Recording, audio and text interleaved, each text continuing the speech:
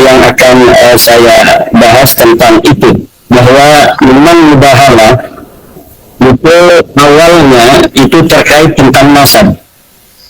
Jadi mubahalah yang terjadi pada masa Rasulullah Muhammad SAW adalah tentang nasab, yaitu nasab Sayyidina Isa alaihissalam, di mana selama 500 tahun dunia dibohongi dalam tanda kutip dalam bahwa Nabi Isa merupakan anaknya Tuhan.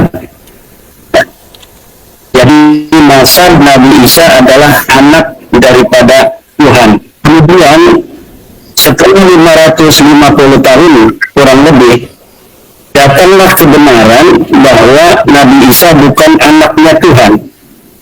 Dia hanyalah seorang hambanya Tuhan, seorang Allah, seorang hambanya Allah.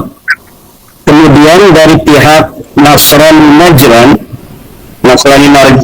ini dari Yaman, ini tidak menerima adanya sebuah qadiyah, sebuah khabar, sebuah mud'a'ah, sebuah proposisi dari Rasulullah bahwa Nabi Isa adalah hamba Tuhan, bukan anak Tuhan. Kemudian mereka datang untuk mengadakan mujadalah dengan Rasulullah Muhammad SAW. Kemudian Allah memerintahkan kepada Nabi Muhammad untuk melakukan mubahalah. Jadi mubahalah ini harus mempunyai sebuah unsur variabel perintahkan Tuhan. Karena di dalam Al-Quran dikatakan, "Faman hajaka min ba'di ma ja'aka minal ilmi faqul ta'alau nad'u abna'ana wa abna'akum wa nisa'ana wa nisa'akum summa nabtahil naj'al la'natallahi 'alal kadhibin." Nah, jadi unsur pertama variabel daripada mubahalah yang diberitakan oleh Al-Quran adalah ada perintah Allah di sana. Yang kedua tentang nasab, bahwa mubahalah ini tentang nasabnya Nabi Isa yang tidak tersambung ke Allah. Diberitakan oleh Rasulullah bahwa nasabnya Nabi Isa ini tidak tersambung ke Allah, dia hanya hambanya Allah. Kemudian orang Nasrani Najran ini tidak terima bahwa nasabnya Nabi Isa tidak tersambung ke Allah. Kemudian mereka diajak mubahalah oleh Rasulullah Muhammad SAW.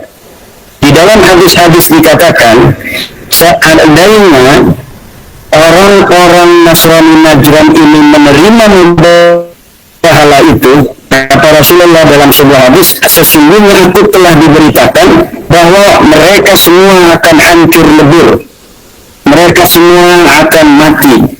Ya, begitu kira-kira apa yang diberitakan oleh Rasulullah Muhammad SAW.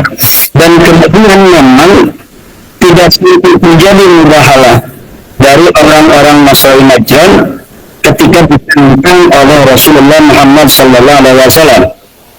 Dan kemudian mubahalah pula di dalam tradisi Islam ini ada yang terjadi atau tantangan dari para sahabat tentang sebuah hukum, misalnya tentang hukum waris dan sebagainya. Ketika terjadi perbedaan pendapat, kemudian para ulama ini sampai mengatakan seperti Ibnu Abbas bahwa saya siap bermubahalah, gitu. Tetapi tidak diberitakan apakah sampai kemudian terjadi. Nah, jadi intinya yang ingin saya katakan tentang mubahalah, bahwa mubahalah ini arti dari secara literal berasal dari al-bahlu. Al-bahlu itu artinya makna. Jadi orang bermubahalah dengan menggunakan wazan mufa'alah bima musyarakah, itu kemudian artinya saling melaknat. Karena al-bahlu itu maknanya saling melaknat, maka kemudian mubahalah itu maknanya dengan bina musyarakah saling melaknat. Al-bahlu melaknat, al-mubahalah saling melaknat. Nah, dan itu diberitakan oleh Rasulullah, sekali lagi saya ulangi, bahwa orang yang bermubahalah itu sampaikan kepada Rasulullah, jika mereka itu berani tentang nasabnya Nabi Isa yang terputus kepada Allah ini, kalau mereka berani itu mereka akan terkena azab, mereka akan hancur binasa. Nah, itu yang diberitakan oleh Rasulullah Muhammad SAW. Itu yang pertama. Yang kedua, yang ingin saya katakan sebelum nanti kita dengarkan Dr.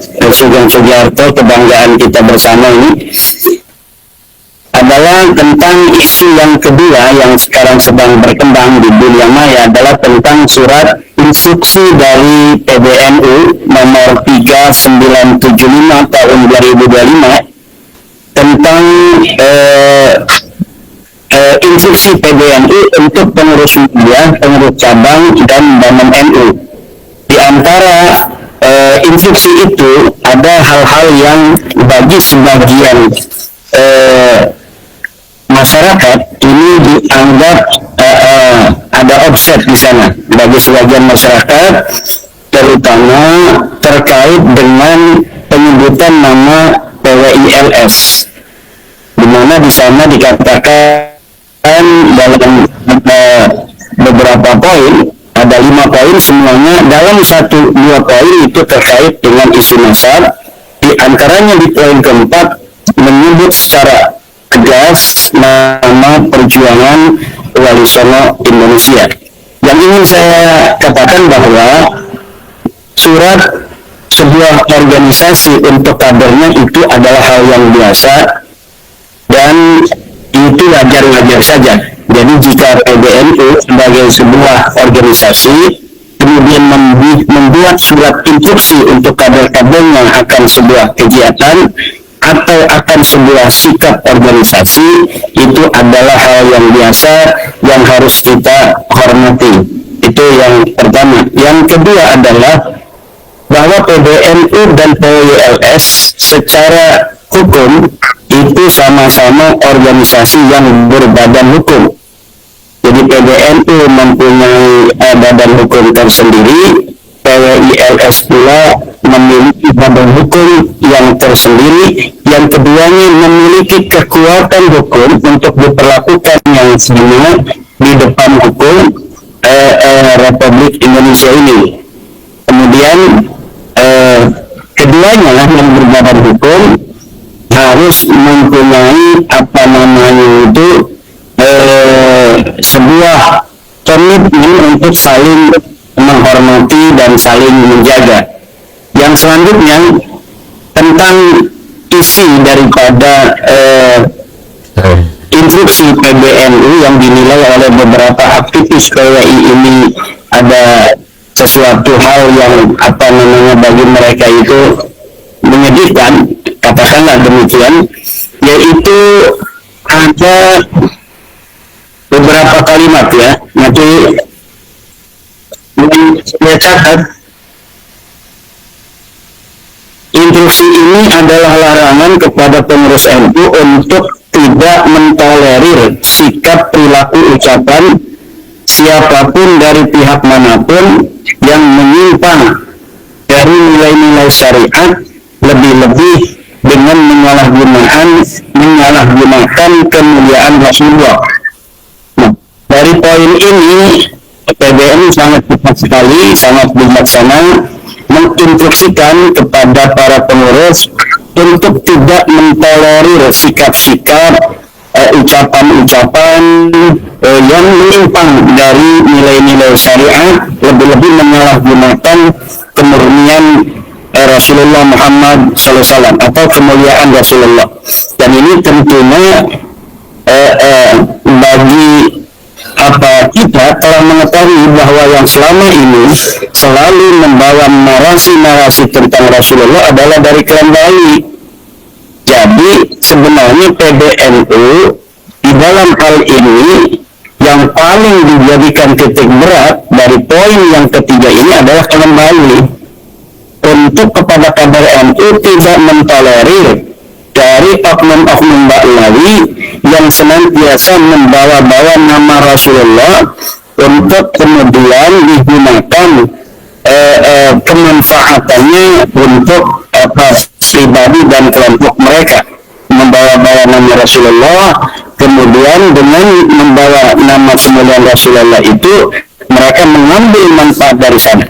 Jadi PBNU menginstruksikan kepada kader-kadernya di seluruh Indonesia untuk tidak mentolerir Ba'lawi yang senantiasa membawa-bawa nama mulia dari Rasulullah SAW. Ya. Jadi kalau yang saya pahami dari instruksi itu demikian. Walaupun saya walaupun sebagai wakil ketua dari Perjuangan Nasional Indonesia memahami kader-kader PWI di bawah yang mempertanyakan tentang instruksi PBNU itu.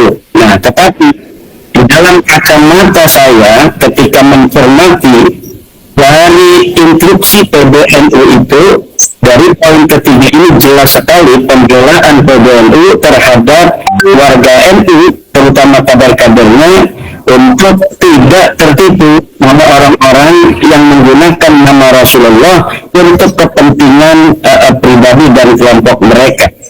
Kemudian ini yang dipermasalahkan oleh para kader-kader PWI di bawah, yang perlu saya membantu PBNU untuk menjelaskan maksud PBNU, walaupun nanti ini bisa dibantah kalau apa yang saya katakan, yang saya tafsirkan ini kemudian ada beberapa yang tidak pas dengan PBNU.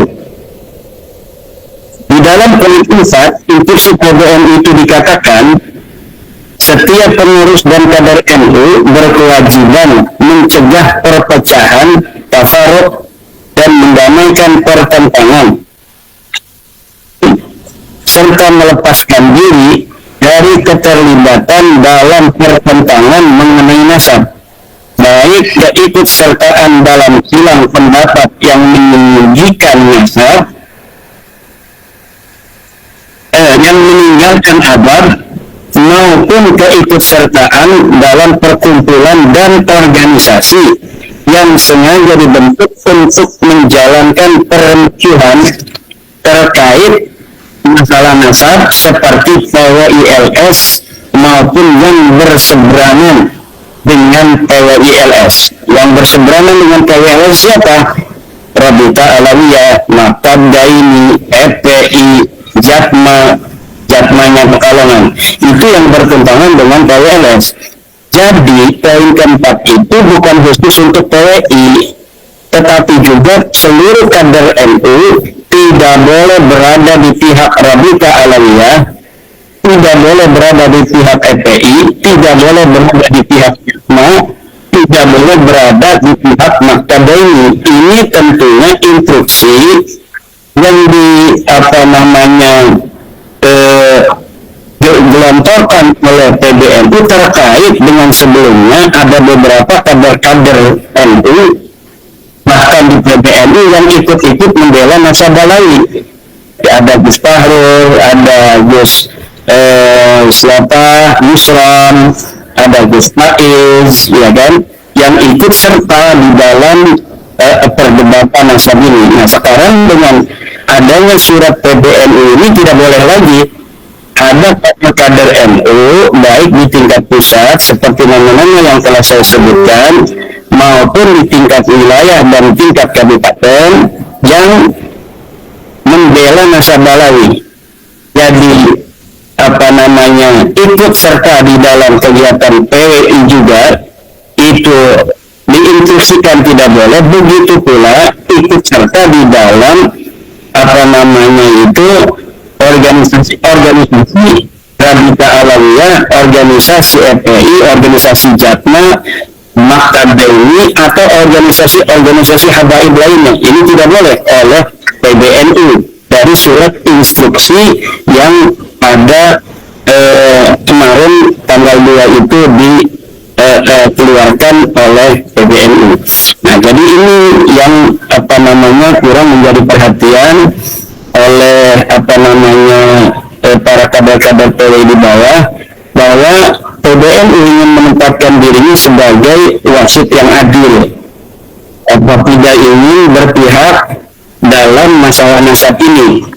Dan ini dengan adanya instruksi PBNU ini menegaskan bahwa framing atau sebuah pandangan-pandangan dari beberapa pihak yang menyatakan bahwa PBNU lebih memihak Ba'lawi ini terbantahkan oleh adanya instruksi PBNU ini, bahwa PBNU menempatkan dirinya tidak ikut campur di dalam mendukung atau menolak dari masa Ba'lawi. Tetapi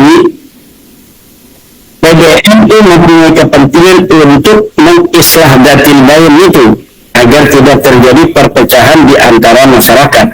Nah, saya tidak tahu nanti langkah-langkah seperti apa konkretnya yang akan dilakukan PBNU untuk menerjemahkan agar tidak terjadi perpecahan itu. Apakah nanti diinstruksikan atau diminta Ba'lawi untuk tidak lagi mengaku-ngaku sebagai keturunan Nabi di hadapan masyarakat Indonesia? Mungkin seperti itu, atau nanti minta kepada PYLS untuk tidak lagi membahas masa Ba'lawi. Jadi di satu sisi mungkin nanti PBNU akan meminta kepada Ba'lawi seluruh Indonesia tidak lagi mengaku sebagai cucu Nabi karena memang tidak terbukti secara ilmu nasab dan tes DNA. Juga nanti diminta untuk perdamaian itu dari PWI juga tidak lagi untuk mempermasalahkan masa Ba'lawi karena Ba'lawinya sudah tidak lagi mengaku sebagai turun Nabi. Mungkin nanti seperti itu yang saya pandang dari surat PBNU itu. Nah, kemudian tentang tes DNA, ada sebelum nanti diterangkan oleh Dr. Sugeng, ada framing-framing bahwa tes DNA ini hanya tentang nasab Ba'lawi yang putus dan mustahil secara DNA ini hanya diungkapkan oleh Dr. Sugeng Sugiarto dari Indonesia. Dan ini tidak tepat sekali. Karena apa? Tentang nasab daripada Ba'lawi yang tidak tersambung secara DNA kepada Rasulullah, ini sudah banyak dibicarakan oleh pakar-pakar di Timur Tengah juga. Saya bisa menyatakan bahwa para pakar-pakar ulama-ulama di Timur Tengah itu lebih dari 10 orang yang saya ketahui sudah menyatakan bahwa orang Arab itu berhaplo grup J1 dan keturunan daripada Rasulullah juga berhaplo grup J1. Di antaranya yang mengatakan bahwa orang Arab harus J1, satu pakar DNA Profesor Ubaidillah menyatakan DNA Arab adalah J1. Lihat dalam kitab Muqaddimah fi Ilmul Ansab halaman 189. Dua, Profesor Ali bin Muhammad As-Sakhi DNA bangsa Arab adalah J1. Lihat juga di kitab Muqaddimah fi Ilmul Ansab halaman 189. Tiga, Umar bin Abdul Aziz menyatakan bahwa DNA Arab adalah J1. Lihat, masih ada di YouTube. Kemudian Profesor Dr. Abdullah Asy'aibi menyatakan DNA orang Arab dan DNA daripada keturunan Rasulullah adalah J1. Lihat di dalam yemenisport.com.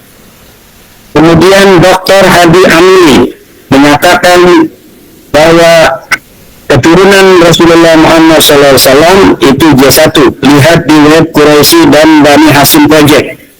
Kemudian keenam, Dr. Adil Hasan Hussein. Lihat di Jihad.net mengatakan hal yang sama bahwa haplogrupnya bangsa Arab adalah J1. Kemudian Dr. Adil Aswan ada menyatakan bangsa Arab dan keturunan Nabi Muhammad adalah J1. Kemudian Dr. Abdullah Al-Karaji, Adnan Farjan, Umar Al-Sharif Al-Jammazi, Sayyid Hussein Al-Alawi. Ya, dari nama-nama yang saya terakhir disebutkan ini terdapat dalam family tree DNA. Ini ada 11 minimal yang saya baca dari artikel-artikel mereka menyatakan keturunan Nabi Muhammad, keturunan Arab itu berhaplotype J1. Ini adalah ulama-ulama Timur Tengah, dan orang yang hari ini mengaku keturunan Nabi Muhammad Sallallahu Alaihi Wasallam, tapi haplogurupnya bukan berhaplogrup B1 seperti Bahlawi yang berhaplogrup G, mustahil sebagai keturunan Nabi Muhammad SAW, dan orang yang mengakuinya masih mengakuinya bahwa mereka adalah turun Bahlawi ini dengan ada hasil tes DNA yang menyatakan sama sekali mereka bukan keturunan dari pensarat, maka menurut saya ini termasuk orang-orang yang menyakiti daripada Rasulullah Muhammad SAW.